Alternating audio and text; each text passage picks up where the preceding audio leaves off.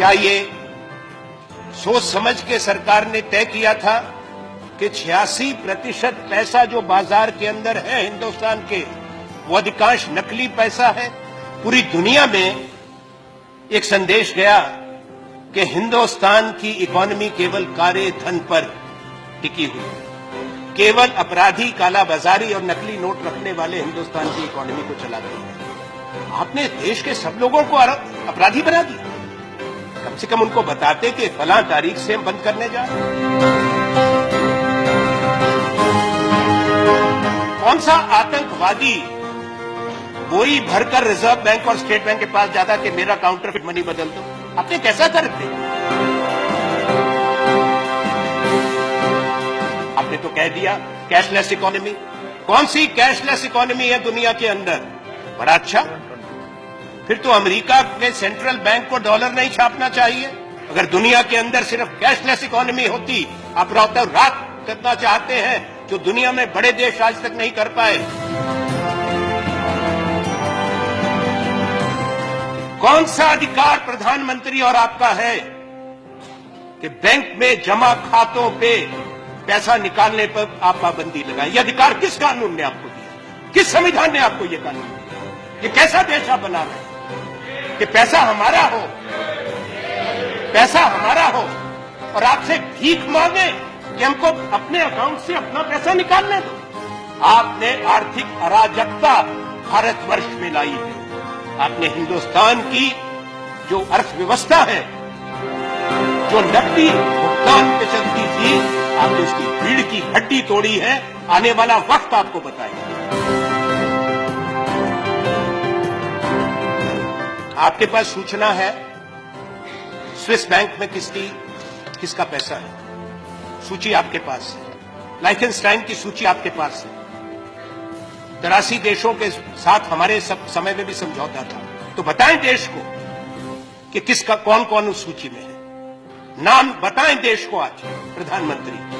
हमारी मांग है उस सूची में सब लोगों को नामजद करो, तो पता लगे उसमें से कितने आपको माला पहनाने वाले हैं। ज्यादा बहुमत उन्हीं का निकलेगा। उनके नाम क्यों नहीं बताते? अब 2.5 साल हो, आज की तारीख पूरे 2.5 साल मध्यावधि सरकार की आपके चुनाव जीतने की हो गई। 16 नवंबर है आज। अब सारी बात बदल दी। आप काला धन बाहर से वापस क्यों नहीं लाए? आप सवाल नहीं कर सकते। कौन है आप सवाल करने वाले? काला धन से लड़ने चले हो उपसभापति महोदय। 500 रुपए का नोट और 1000 का नोट रद्द कर दो और 2000 का नोट ले आए, जो रंग छोड़ रहा है, जो बचपन में हमको मिलता था चूर्ण के पुड़िया के अंदर, वैसे रंग का एक 2000 का नोट ले आया जो कोई चाहता नहीं है। अब 2000 का नोट लेके गरीब आदमी कहां जाए? किसके पास उसका भुगतान करे? सब्जी वाले के पास जाएगा, वो छूटा नहीं है। ढाबे में जाएगा, छूटा नहीं है। उन्होंने क्या कहा गोवा में? उन्होंने कहा भाइयों बहनों, मैंने तमाम उन लोगों को, आज कौन लोग कतार में खड़े हैं? वो लोग कतार में खड़े हैं जो 2G के घोटाले में थे, जो कोयले के घोटाले में थे, जो काले धन के व्यापार करते हैं, जो काले धन के प्रतिनिधि हैं।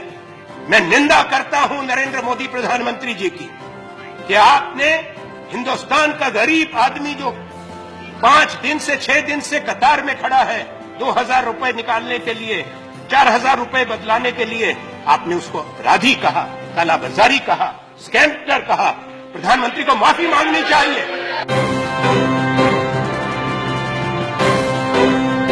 प्रधानमंत्री ने कहा कि मेरी जान को खतरा है, मुझे मार देंगे।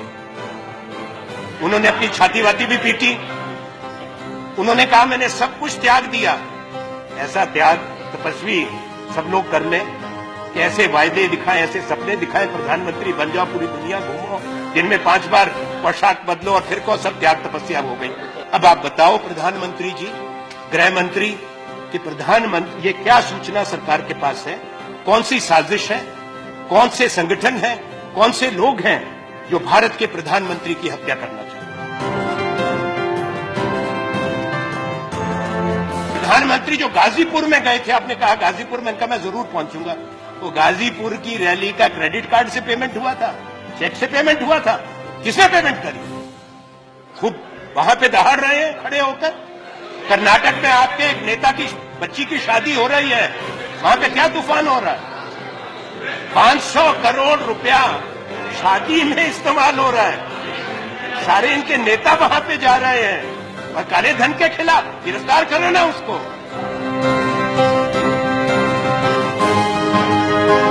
आज स्टेट बैंक ऑफ इंडिया की रिपोर्ट आई है। उस रिपोर्ट में क्या है? उस रिपोर्ट में है कि मार्च महीने से स्टेट बैंक को पता था कि ये 500 और 1000 के नोट वापस होंगे। अगर मार्च महीने से पता था तो अब स्टेट बैंक क्यों कह रहा है कि अभी रिकैलिब्रेट करने में और 3 हफ्ते 4 हफ्ते लगेंगे? क्यों? तैयारी क्यों नहीं की थी?